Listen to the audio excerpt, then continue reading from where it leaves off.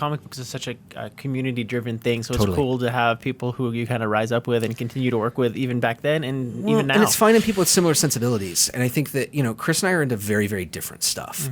But we have a lot of similarities in terms of how we think about page real estate and how beats and stuff are broken down. Because, he, like me, his favorite stuff as a kid was comedy and humor comics. And that's really his wheelhouse. And it doesn't mean it's the only thing that we can do, but I think it's helpful. I think it's a valuable approach to come to not just humor in comics, but any kind of narrative beat. This is exactly what we were talking about before. Yeah, absolutely. It's interesting because in comic books, it's not about, there's no budget. You can, if you have a big explosion or anything like that, you don't have to worry it's going to cost X amount like a TV show or a movie or anything like that. But you worry about space. It's because comic book is a space medium. Are we going to have enough space on the page to tell the story we want to tell? How big do we want to make this thing? This thing is the most important thing. Do we make it bigger to draw emphasis to it? Do we make it smaller because we have so much other stuff to tell? What's the process? And so it's interesting to get into. Yeah, man. I think that's one of the first considerations, certainly, that everything in comics is determined by space in a way. And you say that, and people who are familiar with other mediums, it doesn't, You don't get it. It doesn't immediately register for them, right? Because even there's a thing that Brevoort used to say all the time when I was working at Marvel is he would say, especially when talking to or about writers who have come from TV. He's the thing is, if you're working in TV, dialogue is time. Yep. In comics, dialogue is space. Yep. And this is an entirely different thing. And in television, put in your spec pilot, put as much dialogue in it as you want.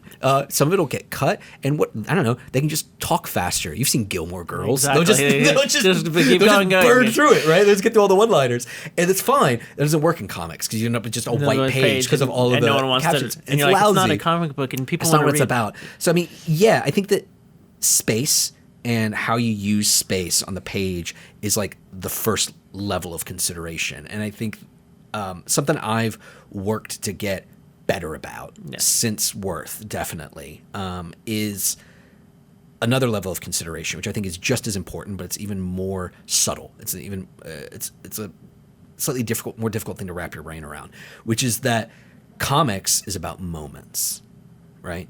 And every story is about moments, right? In the broad sense, right? Course. It's what you remember and what's important to you.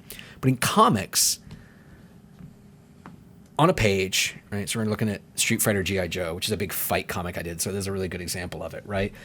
These are on every page. There's five panels here, which is what I kind of always aim for, and then go less or more depending on what the page is trying to accomplish. But every panel is an individual moment. Everything else is made up by the reader, right? So it's incumbent upon you as the writer and the artist to make sure that every single panel you've chosen is incredible, is an amazing moment, right? Even if it's just a bunch of Street Fighter characters and G.I. Joe characters doing wide-eyed, slack-jawed reaction shots, right?